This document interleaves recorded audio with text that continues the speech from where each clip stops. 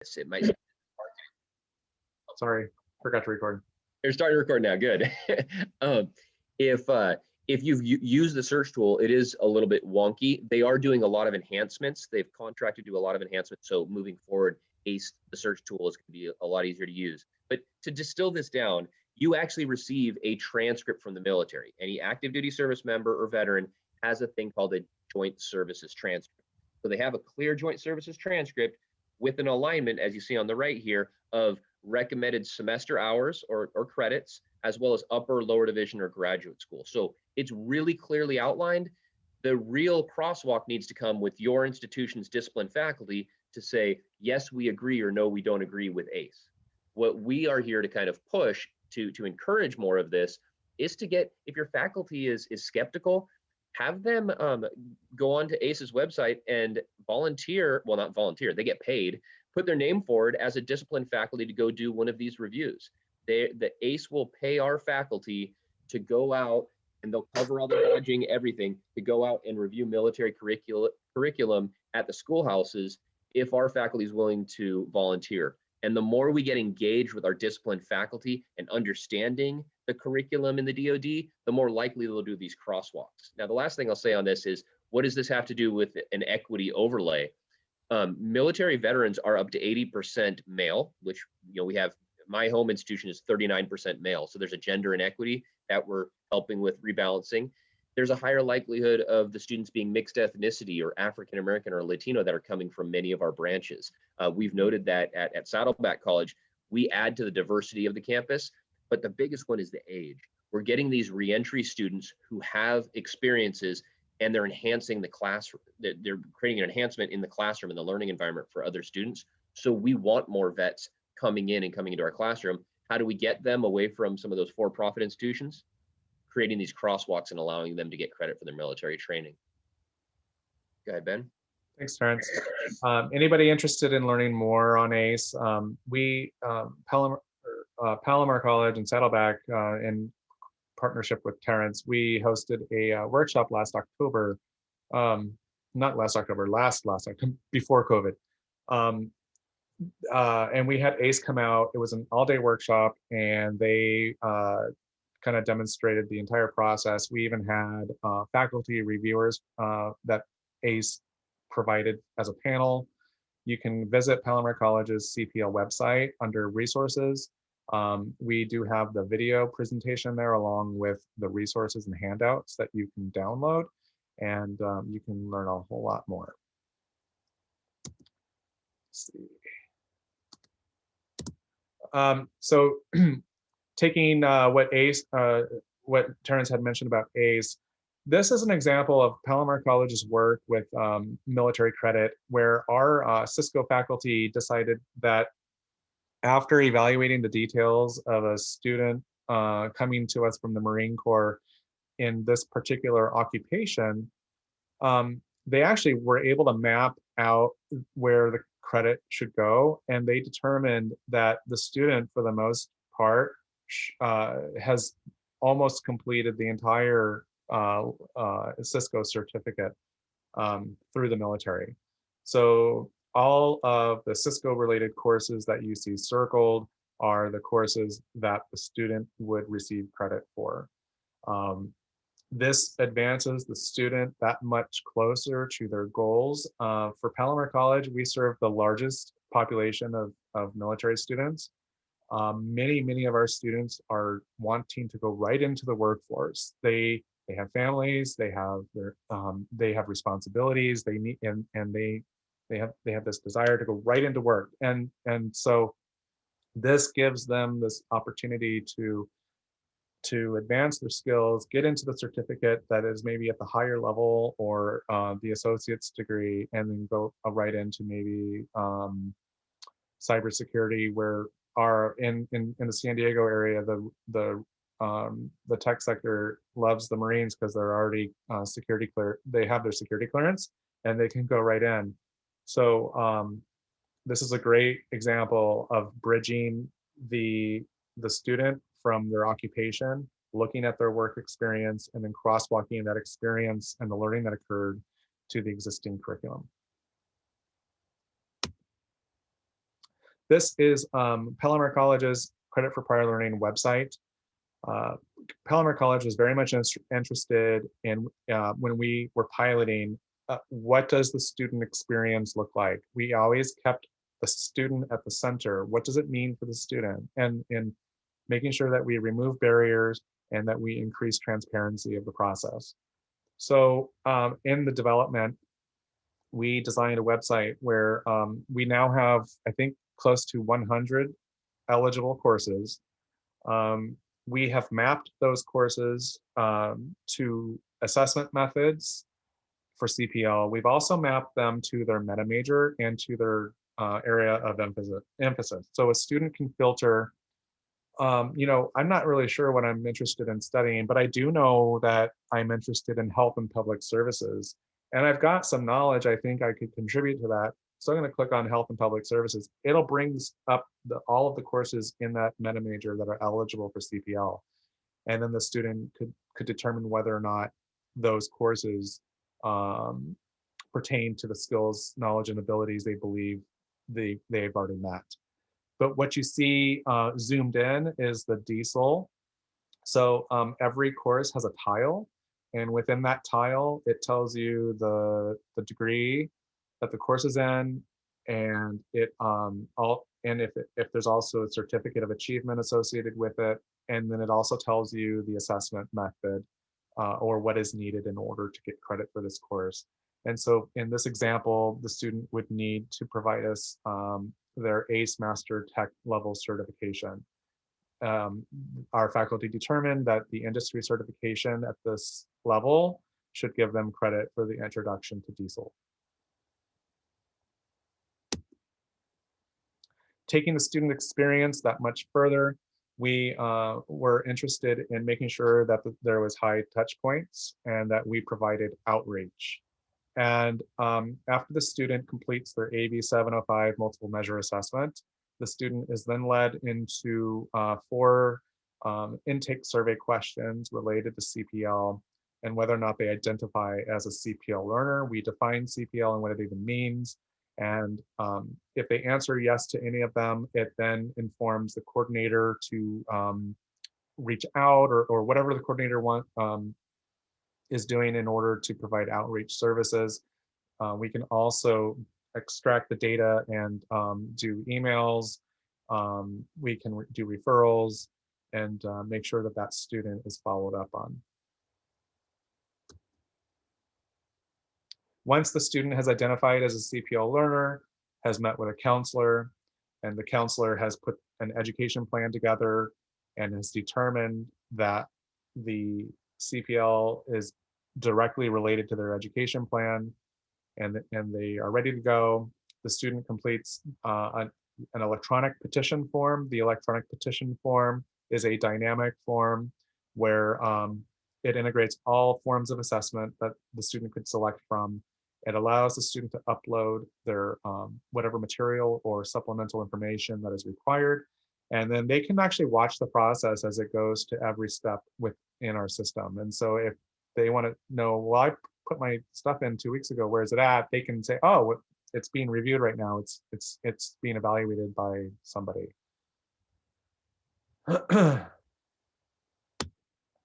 And then finally, the student would receive the assessment and the grade, and then the prior learning is transcribed. And I will say that this process is probably one of the most extensive. Working with the faculty has, in crosswalking this has been probably the easier part. The transcription and working with programming and tech services and coordinating this process is intense.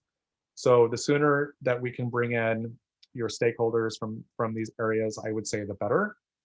ACCJC requires the transcription of prior learning be transparent according to the method of assessment that was used. And so it's imperative that if a student received portfolio assessment credit, that course is transcribed accordingly, so that anybody receiving the transcript knows that that credit was awarded as a portfolio. Same thing with military, same thing with credit by exam, same thing with industry certification. As Ben talks about all the IT and all the dynamics with it, I mean, it goes all the way down to, can you put an additional comment on your legend on the back of your transcript so that you don't overuse characters on the front end? Where does it fit? It needs to be based on semester. It can't just be a random footnote. It needs to, you need to identify when it was bestowed, that credit. What's the crosswalk of the specific GE area or course? There's a lot that goes to it, but I think the biggest one that goes to it that you need to be mindful of is, on the back end, you're going to have to be able to extract that information and tie it with the MIS demographic information of that particular student. We will have to, based off of Title V, we will have to give reports. I believe Ben stated every 3 years, but we will have to give reports on what is the overlay of the impact on certain demographics. Who are you giving credit to? What type of credit is being given to different types of students? So this disaggregated information is going to have to go into some type of report to the state chancellor's office on the back end. So if you don't set up your transcripting or your repository of the credit you've given correctly, you're going to be facing a lot of troubles on those reporting, and your research office is not going to love you in about 3 years. Thanks, Terrence. Okay, so this is the interactive piece where I mentioned, our goal is to develop a community of practice, and so every time we've presented with various stakeholders. We're also interested to know others' CPL strategies, and I think others are interested in others' CPL strategies. So, we've talked a lot about, the student experience, getting the student onboarded, and, how all of this is directly related to guided pathways, strong workforce. There's transfer components to this. There's industry needs. Also, an area, a stakeholder that you should consider is your student learning outcomes leader. So your faculty who are responsible for leading and assessing student learning outcomes should be deeply engaged in this.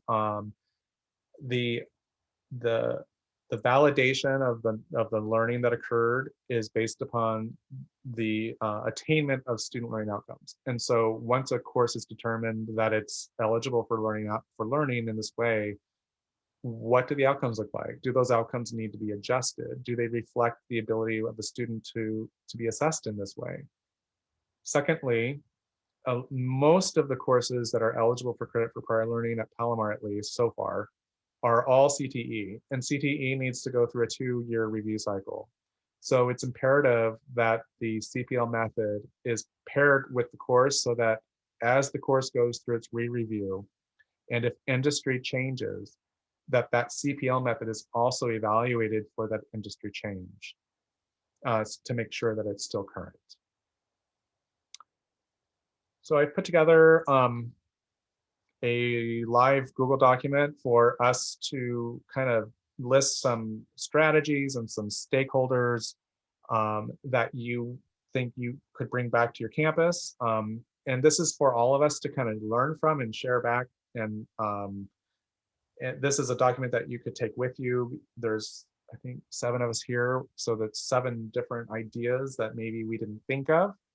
So maybe 5 minutes to, if you'd like. Excuse me, this is Victoria. Can we ask some questions first? Because again, this stuff is still kind of new. Absolutely. Is that possible? Okay. I'm just wondering, you gave that example of the GIS portfolio assessment, and I'm wondering, how is that different from a 95, a cooperative education class, where they would do projects and you're doing it on Canvas? It sounds very similar to that. Like a cooperative work experience course? Yes. So what, and I'll take a stab at it real quick, Ben, but one of the experts up north that did receive some support for developing portfolio review is West Hills. And so they might be someone that you could lean on. They've presented before as well. But the differentiation we've made internally in my district was CWE is really focused on current work experience. What are you doing live, real time, interacting with, specific, I don't want to say businesses, but organizations that would allow you to have work experience currently be used for credit, where portfolio review is past experiences, and it may not be in a short time frame, it may be in a longer time frame. 10 years as an administrative assistant, and you want to show that you have evidence of learning in Excel and in small business budget management, what have you, but a larger space and something in the past, not in the current. So these projects that they mention in here, then they would bring those up from the past projects that they've done? Is that what that means then? I can't speak to specifically how Palomar is assessing, but that's the way we've, in my district, South Orange County Community College District, have differentiated. I can add to it. So the in your example that you had asked, the work experience has to be supervised, and it's usually with a plan that the faculty create, and it's occurring in real time. This is learning that has already occurred. And so maybe somebody has been operating in the GIS field for quite some time. Maybe they got some experience and they're coming to us because they want something, they need that transcript, the diploma transcripted in order to advance in their career. So in this example, the faculty are assessing the learning that has already happened, and it's similar in the sense that the learning occurred on the job, but it's from a student's previous experience. Whereas in your example, that's happening under supervision and with a faculty development plan. Okay, so then with these projects that they're mentioning in step number 2, then they have to bring up the projects they worked on in the past. So that's what it sounds like then. Correct. In Yep. your example that you have here. Okay, Yeah. because everything's done in the past. Okay. Correct. Got it. Yeah. And so when they do this, it says upload portfolio on Canvas. So that would mean then fairly quickly, the faculty could evaluate this and tell them, okay, yes, this meets our criteria and we can give you credit for portfolio. So it sounds like the turnaround could be fairly quick. It could be. That's the goal. The goal is to get this to turn this around, in an efficient way. Part of the assessment is the interview. So the interview in this example is a predetermined list of open-ended questions that the department have approved that every student in this scenario would be asked. So and then the portfolio is submitted to then demonstrate some of the skills that the faculty need to see through those projects that are mentioned. And then the student would be assessed and graded accordingly. Okay, got it. Something I wanted to throw out there as a point to note for help is we didn't cover it as much in this session, but Ben and his Palomar team, that website that he kind of spoke to a little bit, is just a wealth of information. There's some really, really good resources. So I'd use that as a follow-up resource. I do personally. I use it, so I'd recommend that you as well. And then the other one, maybe more for your articulation officers or counselors who are trying to wrap their head around CPL, is College Source TES. If you go on to TES, there are many institutions that put their articulations from other 4-year out-of-state or private institutions on there, but there are institutions that are adding on American Council on Education. So that's the military CPL, putting it onto TES and leaving it open source. Riverside City College and Cal Poly Pomona already are posting their military articulations onto TES. So it's a good resource to see, look over the fence to see what the grass looks like at some of these other campuses. Okay. This is our CPL website. Can you see it?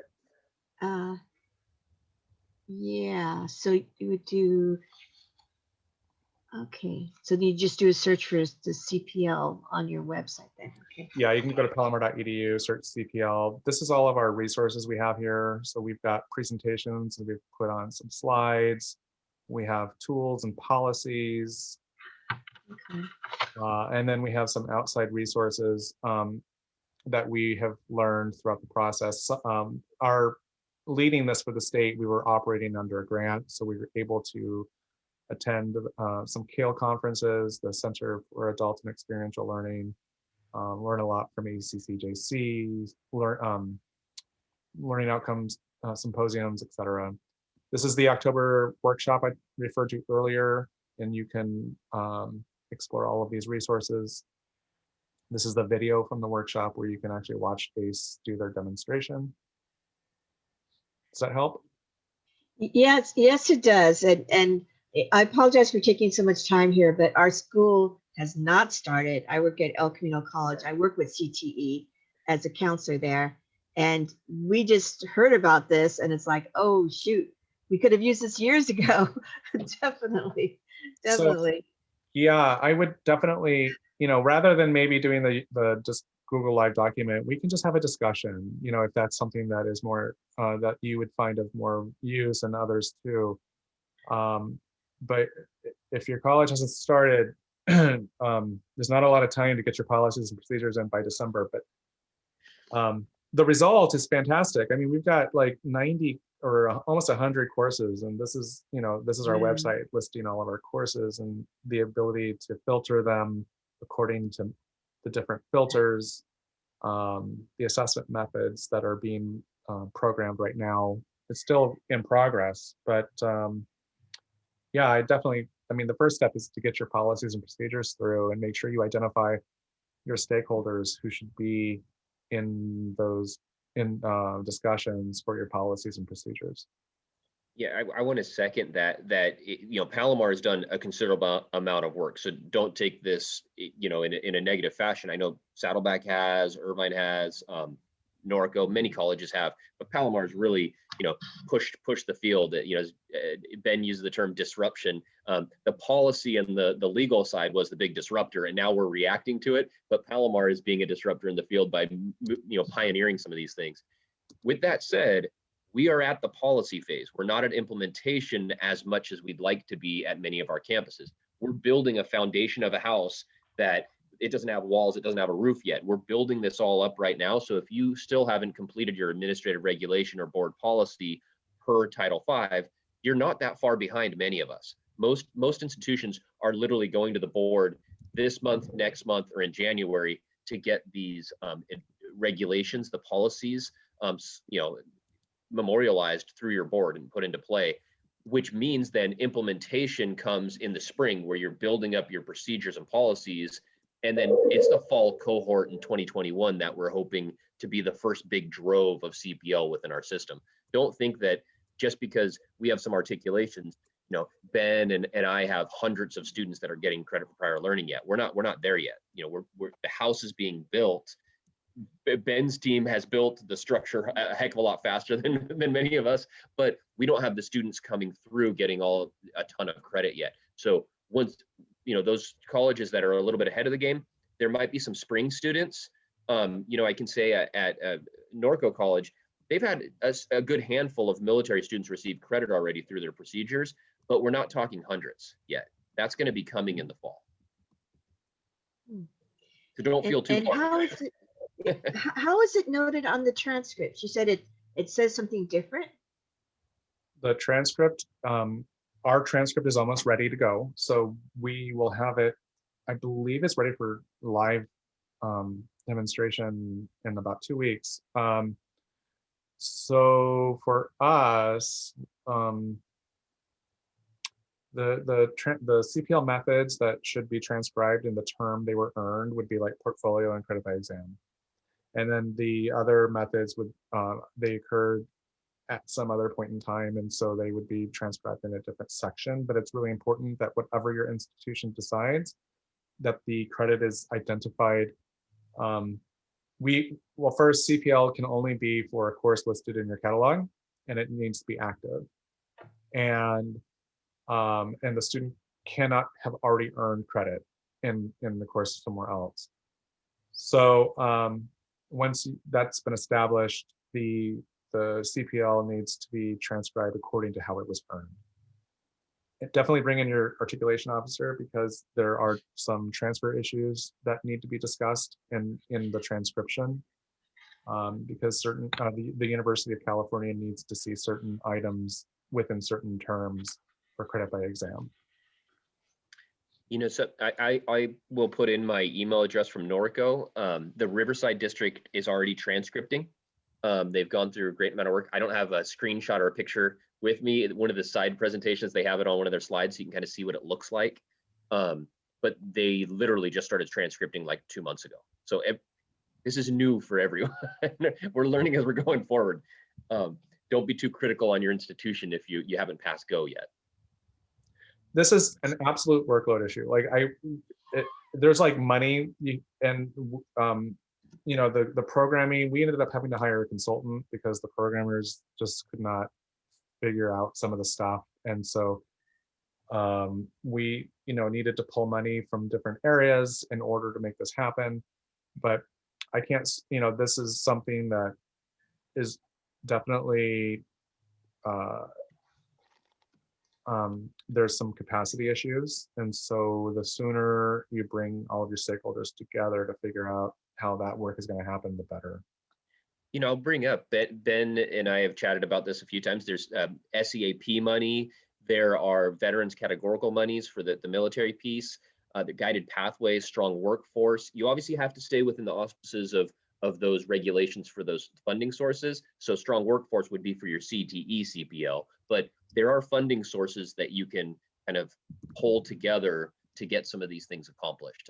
You don't necessarily have to think, hey, our general fund is down because our head count's down, we can't tackle this. Now there's other categorical revenues that can be used for CPL. Any other questions? Question on the chat on how we filtered our CPL courses. So on the website, that was done through WordPress, and there's certain plugins that our Academic Technology Resource Center were able to use to make that happen. So we created the data, and in connection with the instruction office was able to pull all of the course impaction reports. And then we put together the data for our academic resource technology team to then use into the widgets within WordPress to create what you see on the website. This is a whole team, like it engages the entire institution. It is not just one person, like it's everybody. It's literally like the entire institution has a role in this. You could just grab your accreditation team, basically. Yeah. Any other questions? Yeah, I have another question. I know I had sent that to you, so thank you for answering that. And then another question is, do all new students receive that CPL survey that you mentioned? Yes. Okay. Yep. It's right after the assessment for math and English. So they answer the multiple measure assessment questions, and then they go right into those into the intake survey for CPL. We want to make sure we catch them in the beginning, and then do the outreach. On Title 5, 55050, I think it's section J or L, but it actually outlines in Title 5 that you must, they must have an opportunity to be exposed to CPL on the onboarding process. The intent is, hey, when a student's coming in, a reentry student or any student is coming in, they'll have the opportunity to take advantage of CPL. That's why it was written that way. So we're required to do so. If it's digital format like Ben's team is doing, awesome. If it's infused into the counseling onboarding, however you do it, the students need to be exposed. That was one of the easier ones. The programmers were able to go into the tables that already existed for multiple measures and just add 4 more questions. And then they were able to set up where that data was sent to so that we were able to get the information. And we're a PeopleSoft school, so anybody who uses PeopleSoft, if you want more information, you can reach out to us. That's another tips and tricks, especially with the transcripting. If you reach out to peer colleges that uses your same, student information system, that you might get, either commiserate together or find some solutions. I could speak to our district is homegrown, which gives us a lot of flexibility with that, but it also means it's cost intensive. But you know, if you find a banner or PeopleSoft school, if that's who you are, you want to have that collaboration institution. Okay, I have another question. Just Yeah. real quick again, this is Victoria. Hey, So when they say they do, again, they're filling out your CPL student intake survey, and they say yes, they have prior experience. Then they have two routes to go. They can either do a portfolio or the credit by exam. Is that basically what happens?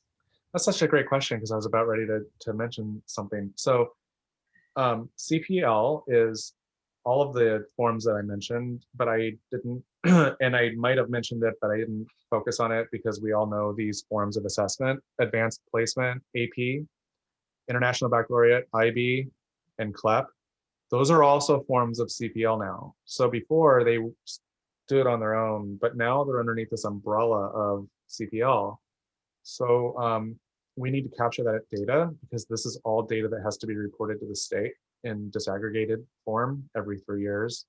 So the intake form is actually asking them if whether they have AP, IB, CLEP, industry, can they demonstrate skills using industry certification? Do they think they can demonstrate skills using a portfolio? And then that data is collected and followed up on. The AP, IB, and CLEP, we're following the same process. We haven't changed our process here because we have so many AP learners, and they're usually being counseled through their education plan anyway. But every other form of assessment that they're sent to the coordinator.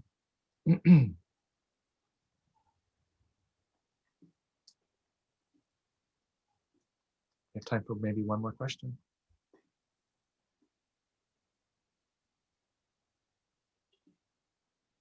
Thanks a ton, guys, for attending our session. You got my email in the chat box, and definitely, I always lean on Ben's team with their CPL website. You can contact us if you have any further questions. There's some real exciting things coming on in spring. I think Ben might have noted it here, that February 26th, ACE, we're collaborating between our two institutions, and ACE is going to be giving a presentation on what the American Council of Education does. It'll be a free presentation online, February 26th. And hopefully we'll have some other implementation once we get our nails a little dirty with implementing this stuff, a few more implementation trainings following the February 26th ACE training. Well, I'm sure that questions will come up as you progress your work forward, and feel free to reach out to either our general CPL website, email, and our coordinator will respond, or you can reach out directly to me. And if I can't get your answer, I'll go to our coordinator who will follow up with you. And so thank you for attending, and everyone have a safe and happy Thanksgiving next week. Yes. Happy Thanksgiving, everybody. All right, thank you. Thank you so All right. much. Thank you. Thank you.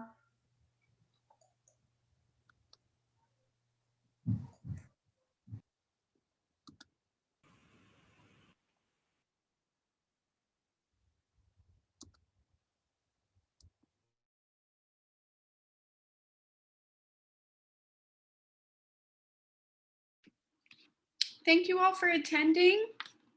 Thank you to the presenters, and don't forget, when you are closing your Zoom, you will get a prompt to save the recording, if you don't mind. Just making sure you look out for that. But thank you all. We will send in resources, presentations, recordings, all that next week. Thank you.